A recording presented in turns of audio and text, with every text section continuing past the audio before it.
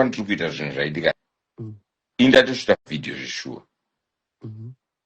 andatosvita video like zvimasini atoripo and everything like that. Director vakandiudza kuti mas 10 song yenyu ichi ndehip hop, Mm. song yenyu iyi iri kuita kaaggression zvichana kavibe. Ndikamubvunza no director, isusu brand redu ichi hariite zvese izvozvo and everything like that, but akandifoseredza director But ngoma kanoti pane video ranziri kuziya here because ngona zvikanzanzi video racho hanzi kuti si video ripi rinyazotaura kana usiri kuziva pari kubaizika.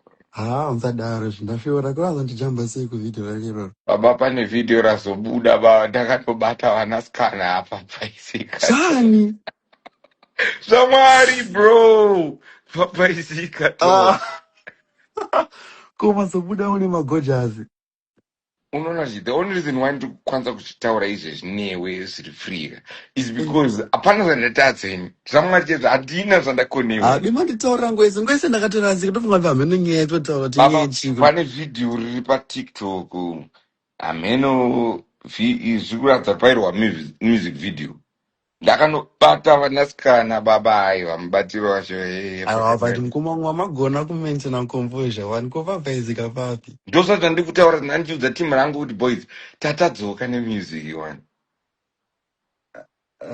pabvaizika handa pabvaizika apa timhepo handaona nangu imhepo but kana mambobuda murondodzaidza dzimodzibuda futi personally I think the truth will always set you free at the end of the zvamwari day.